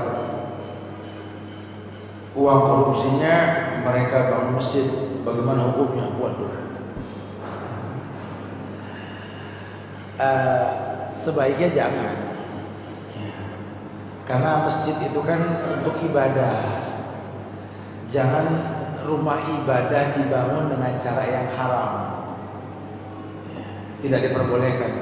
Lawang rumah ibadah uang halal saja di tempat yang haram nggak boleh, apalagi jelas uangnya haram. Ya, uang korupsi ya dikembalikan kepada yang dikorupsi. Kalau umum sifatnya bagaimana step mengembalikannya bingung. Lawang korupsi bersama, gitu. Ya, kembalikan pada perusahaan di mana dia korupsi. Kalau saya polisi dapat tip mulu, ini kan gratifikasi juga korupsi kan. Saya mau balikin ke siapa? Orang yang ngepelin saya waktu bikin SIM, bingung. Ya. Di mana mengembalikannya? Sebagai ulama berijtihad mengembalikan kepada asal keumuman. Buatlah fasilitas umum kayak jalanan, got, fadhal. Makanya saya sering sekali mengajak jamaah yang masih punya uang-uang haram berbentuk bunga bank, bunga asuransi, sini kita kumpulkan, kita rapikan jalan-jalan umum di tempat-tempat kampung-kampung untuk tempat ibadah. Alhamdulillah belakangan ini izin Allah, alhamdulillah saya senang sekali. Mudah-mudahan Idul Adha ini saya bisa menggabungkan seluruh sholat Id di Bogor Barat. Jadi pemahaman orang-orang NU, Muhammadiyah, orang ini kita bisa kumpulkan untuk kita memimpin mereka sholat Id. Ya, kenapa? Karena tadi efek uang-uang yang nggak terpakai ini kita buatkan jalan mereka, kita rapikan kamar mandi mereka, kita buat batas tanah mereka dengan jurang dan lain sebagainya. Mereka berpikir manfaat sunnah buat mereka, sehingga welcome mereka. Tapi bukan buat dikonsumsi badan dan ibadah. Jadi uang korupsi jangan pakai buat kemaslahatan umum. Fadhal, silakan. Ini biasanya nih sebentar lagi musim hujan, dari panas terik hujan longsor. Kita bisa rapikan itu tempat-tempat yang rawan longsor dan lain sebagainya. Fadhal. Seperti itu. Allah a'lam. Fadhal, silakan. Ya, uang korupsi jangan dibuat masjid ya. Cari ganti sifatnya. Tutupin itu yang uang dipakai buat korupsi, uang korupsi buat masjid ditutup dengan sesuatu yang bisa menutupinya. Sama dengan orang zakat itu nggak bisa buat masjid. Masjid nggak masuk 8 asnaf. Ini banyak juga orang nih kemarin nih zakat dikasih ke masjid untuk kemaslahatan masjid, nggak ada. 8 golongan, fakir, miskin, musafir, dan seterusnya, nggak ada masjid. Masjid itu pure uang halal. Makanya Rasulullah perintahkan kepada sahabat-sahabat membangun masjid dengan uang yang halal. Jangan Rasul, orang kafir Quraisy saja tahu ketika pengen merenovasi Ka'bah, dia tidak menerima uang riba. Masya Allah. Awal pendirian Ka'bah itu orang-orang Quraisy belum sampai Islam, mereka pemakan riba itu. Tapi pemimpin mereka mengatakan kami tidak menerima uang hasil riba untuk membangun Ka'bah. Mereka belum Islam, apalagi kita orang Islam. Kenapa mesti barang haram yang kita kasih? Jangan. Ya. Ustaz, apakah anak kalau belajar ilmu yang sunnah, apakah pahalanya sampai ke orang tua? Bagaimana kalau orang tua meninggal? Apakah bisa sampai juga? Bisa. Anta wa ma'iduka li abik. Kamu dan hartamu punya orang tua, kata Rasul. Makanya itu untung punya anak yang soleh itu di situ. Kita kalau melihat anak-anak kita ini baik, agamanya soleh, jangan di stop, beranak terus. Gitu ya. Lihat produknya bagus, nih anak hasilnya cakep. Ini kita butuh yang seperti ini, gitu loh. Apa yang anak lakukan orang tua kebagian. Tapi kalau dosa tidak. Ini indahnya Islam. Allah taziru wa ziratul wizra ukhra. Orang tidak terbebani oleh dosa orang lain. Kita dulu pernah jadi guru dosa, sekarang kita tobat. Cukup sudah. Kalaupun orang yang lain masih mau tetap berdosa, urusan dia. Makanya saya sering sampaikan bahwa kalau orang tua pernah punya dosa sama anak-anak, bertobatlah. Mudah-mudahan jadi pintu hidayah buat orang anak-anaknya. Jadi satu poin bahwa tobatnya orang tua, istighfarnya orang tua, pintu hidayah buat anak-anaknya. Ibu pegel, bapak pegel, anak perempuan belum pakai kerudung sudah gede, sholatnya masih rusak, bertobatlah. Tobatnya orang tua dari masa lalu, pintu hidayah buat anak-anaknya, insyaallah. Wallahu a'lam. Ya. Ada lagi, betul? Silakan.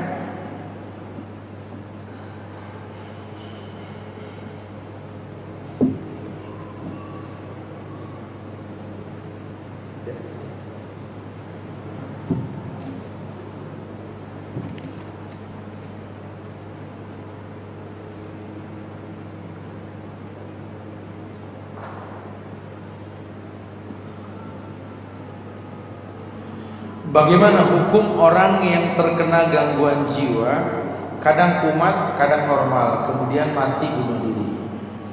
Ya kalau dia bunuh diri dalam keadaan gila, maka nggak ada dosa. Tapi kalau dia bunuh diri dalam keadaan sadar, maka dia dosa, gitu ya. Jadi kalau orang gila menabrakkan diri ke kereta yang lagi jalan, ya nggak dosa. Tapi kalau dalam keadaan sadar karena putus cinta gitu ya, atau apa kecewa dengan sesuatu, lelah dengan kehidupan, dosa. Terangkat catatan dosa dan orang yang nggak tahu sampai dia tahu, orang gila sampai dia sembuh. Iya. Dia disolatkan karena dia tidak distatuskan kafir, dia muslim awalnya. Tapi kalau awalnya dia non muslim, kemudian gila, nggak ada sholat. Jadi dilihat dari kebaikan sebelumnya. Sama seperti di Islam juga dinilai pahala dia itu ketika dia belum gila. Wallahu a'lam bishawab. Bagaimana cara duduk sholat sunat 2 rakaat pada rakaat terakhir, tawarruk atau iftiras? Wallahu a'lam, terjadi khilaf. Tapi yang sahih adalah iftiras. Karena tawarruk ini buat tahiyat yang kedua, tahiyat akhir yang kedua. tawarruk, ya. Tapi kalau iftiras itu buat tahiyat pertama, walaupun cuma satu tahiyat seperti subuh, sunnah 2 rakaat, itu seperti itu. Wallahu a'lam bishawab. Wallahu a'lam bishawab. Bagaimana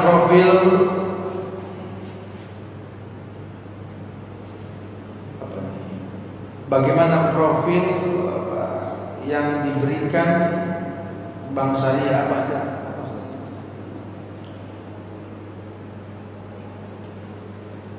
Bagaimana profit seorang yang diberikan yang kerja di Bank Syariah kali maksudnya?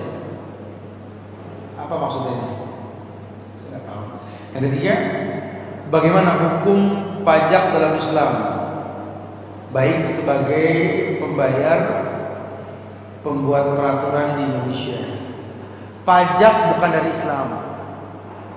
Ya, pajak bukan dari Islam. Islam itu mengajarkan kita untuk zakat. Ya, kalau pajak itu upeti itu untuk non muslim sebenarnya. Inilah PR bangsa kita, Islam di negeri kita untuk mau mendakwahkan ini. Tapi saya optimis kalau bank yang konvensional saja bisa jadi syariah, maka ini pun akan dibedakan nanti. Untuk orang Islam itu ditekankan zakat, non muslim itu harus pajak. Wallahu a'lam bishawab. Tapi yang pasti secara umum yang namanya pajak itu bukan dari Islam. Terus bagaimana kita kalau membayar ya yang menanggung dosanya ya pemerintah yang membuat hal tersebut. Buat kita bayarkan saja. Karena kita nggak mungkin menghindari pajak. Ya darurat, yang tanggung dosa ya pemerintah yang bikin peraturannya. Wallahu a'lam bishawab. Buat kita ya bayar sambil istighfar deh. Ustaz, kalau anak saya tanya kalau kita nggak baik, Allah bisa marah ya? Jawabannya apa? Ya iyalah, jawabannya begitu. Iya Allah marah karena innallaha thayyib la yaqbalu illa thayyiban. Karena Allah baik cuma nerima yang baik. Laqad khalaqnal insana fi ahsani taqwim. Allah telah ciptakan kamu tuh terbaik, ahsan. Maka kalau Allah ciptakan kamu baik, kamunya nggak baik, dosa, Allah marah, gitu. Ya jelaskan, karena anak sekarang tuh butuh penjelasan. Ya bahasa anak lah, ya iya dong sayang, kalau kamu nggak baik Allah marah. Marahnya Allah gimana? Dia nanya gitu, Ustaz. Ya banyak, kamu dibikin bodoh, dibikin nggak bisa jajan karena ayah kamu, mama kamu nggak dapat rezeki. Marahnya Allah macam-macam. Kita nggak dikasih hujan, dikasih mati lampu melulu, kulkas nggak dingin, nggak bisa minum es atau apa gitu ya. Macam-macam lah. Bahasa anak tuh membeda-beda ya, tergantung pendekatan kita sama mereka. Saya kalau lihat di rumah tuh anak-anak kecil gitu ya, emang butuh cuma masalah kebiasaan doang sih ya. Anak-anak kami yang 4 tahun, 5 tahun tuh kalau keluar rumah perempuan langsung pada pakai kerudung panjang. Mau kemana? Aku mau main di situ ya. Itu ngomong sama teman-temannya tuh dia tahu. Memang harus seperti itu karena lingkungan. Yang laki lagi seru-seru main sepeda atau gimana, Allahu Akbar, sholat dulu yuk, sholat. Langsung gitu. Anak mah gimana tradisi, kebiasaan. Makanya butuh lingkungan. Sehingga saya sering sekali menawarkan bahasa ini. Ini belum pernah ada di mana-mana. Yuk kita kembangkan tradisi pesantren weekend. Sehingga anak-anak itu liburan itu bermanfaat. Bukan liburan ini malah dikolaborasi sama non muslim di Lollipop, di tempat-tempat jungle fest atau apalah. Ini banyak jungle nih sekarang di mall-mall nih. Anak dimasukin di sana, emaknya belanja, anak bergaul sama orang kafir.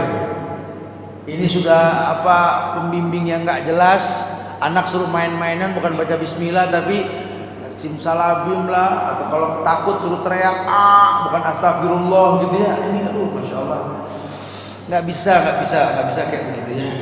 Perlu dipikirkan ke depannya. Anak cuma butuh kebiasaan.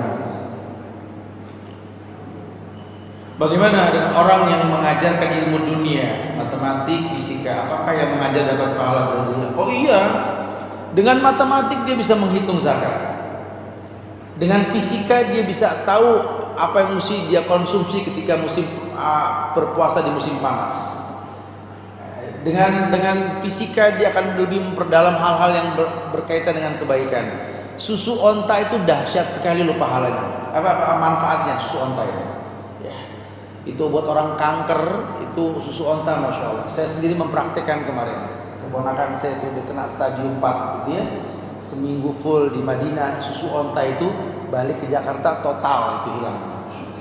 Tapi kan kekuatan susu onta ke Indonesia ini kan susah. Dengan ilmu fisika kita bisa bikin teori nuklir untuk fermentasi cair jadi tepung, betul?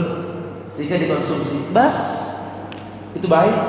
Banyak sekali hal-hal yang baik yang kita bisa manfaatkan. Allahu a'lam. Fadhal. Ini anak pernah ditanya Ustaz ya. Jadi ada yang bertanya bahwa yang halal itu untuk disetujui adalah istri dan budaknya Ustaz. Gimana?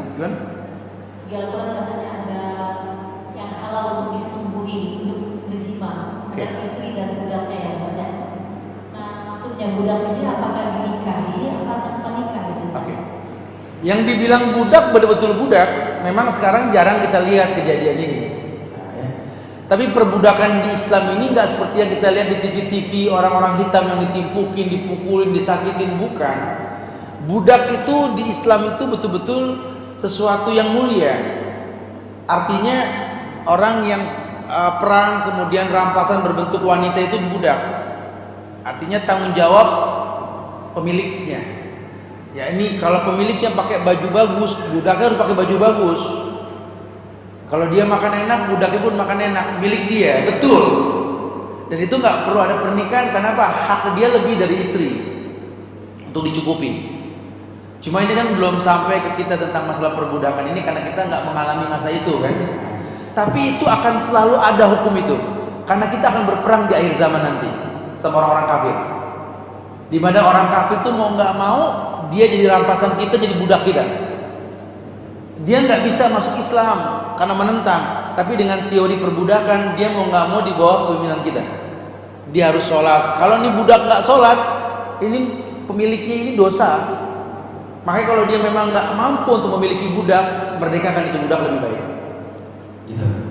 Jadi budak itu sesuatu yang mulia sekali. Sampai-sampai efek perbudakannya sekarang nih. Ya, di Arab itu dulu Habasyah, orang Afrika itu sering jadi budak dulu ya.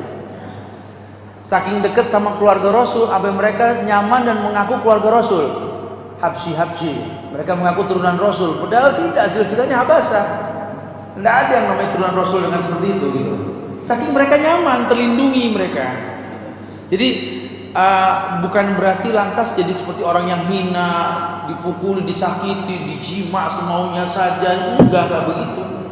Ya, dicukupi selayaknya seorang istri, dinafkahi dengan kemaksimalan dan lain sebagainya. Wallahu a'lam.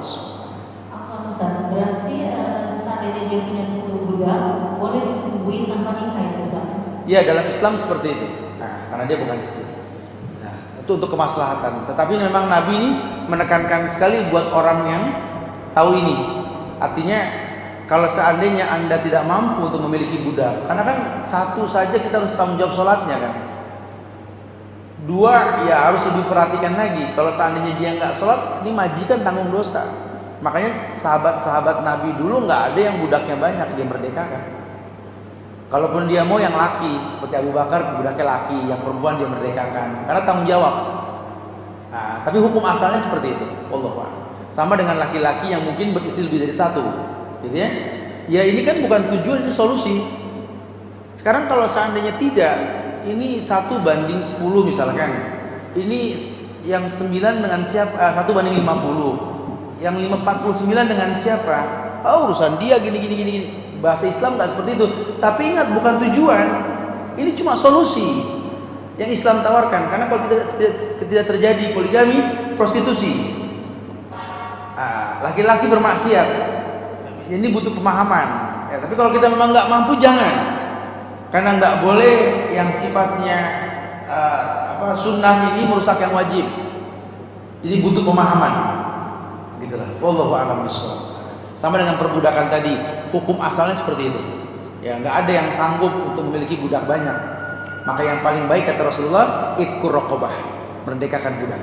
Nah, lebih baik ini orang kafir di tangan orang Islam ketimbang ini orang kafir di tangan orang yang nggak jelas keislamannya. Allahu a'lam bishawab. Fadhal, silakan.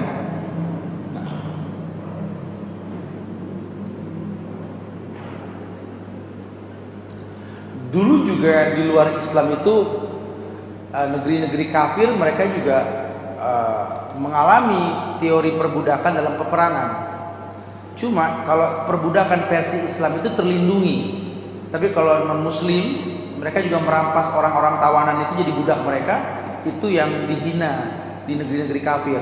Sampai Abraham Lincoln dari Amerika itu dia orang yang anti perbudakan karena di negeri mereka orang-orang Kristen, Nasrani itu budak itu dihina. Tapi kalau di Islam dimuliakan. Apalagi kalau agamanya bagus dimerdekakan seperti Bilal.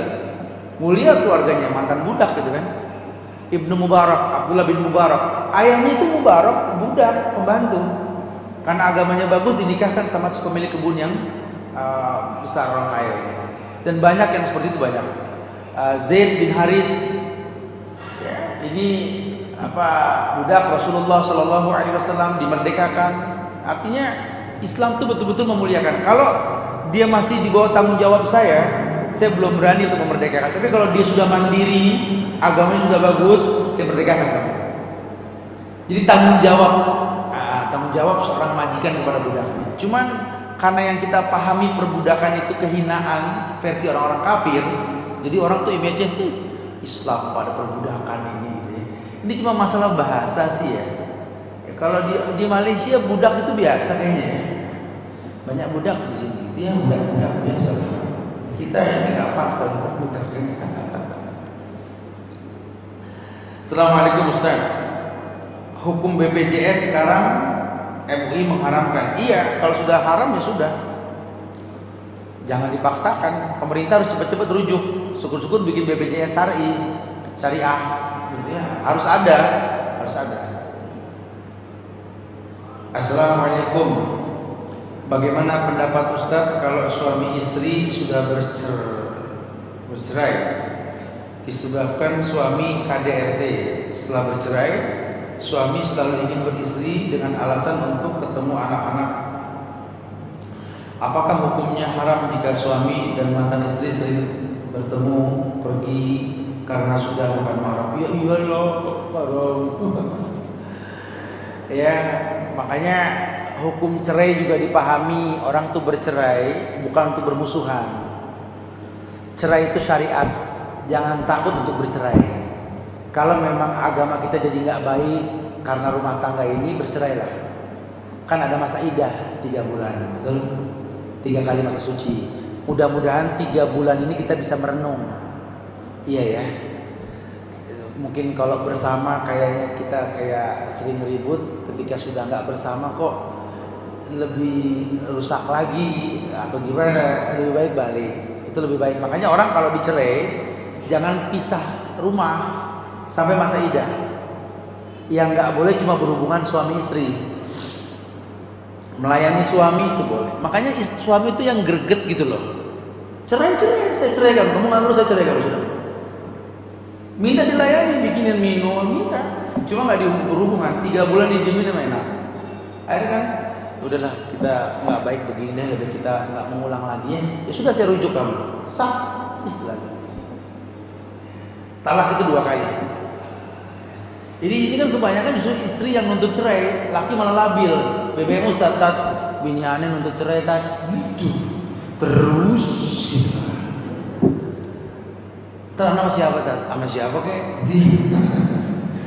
Ini nggak greget ini yang kayak begini. Gimana mau bawa keluarga ke sorga kalau nggak greget gitu loh? Ya tegas. Lawan namanya cerai itu adalah syariat dalam Islam, bukan sesuatu yang buruk. Ibu juga sama, sekarang ibu belajar agama, suami nggak mau di agama, bahkan nggak sholat. Mana mungkin rumah tangga berlabuh di sorganya Allah kalau pemimpinnya seperti ini? Tegas. Saya akan hormat kepadamu Pak.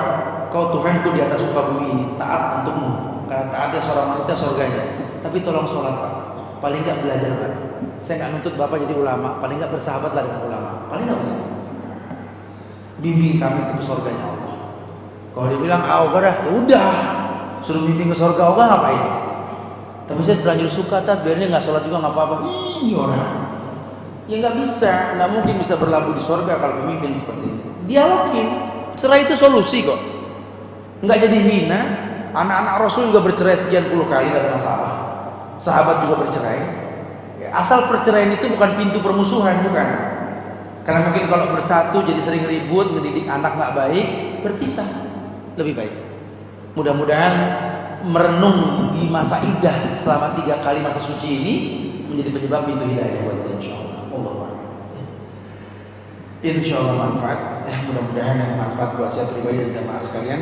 Demikianlah bahasan yang kita bahas pada kali ini. Raih kesempatan tersebut dengan 3 modal yang kita dapat di bulan Ramadan. Wallahu a'lam bishawab. Mudah-mudahan manfaat. Qul qouli hadza wa astaghfirullaha li wa lakum wa lisa'il muslimina wal muslimat innahu ghafurur rahim. Subhanallah wa bihamdihi, asyhadu an la ilaha illa anta, astaghfiruka wa atubu ilaik. Assalamualaikum warahmatullahi wabarakatuh.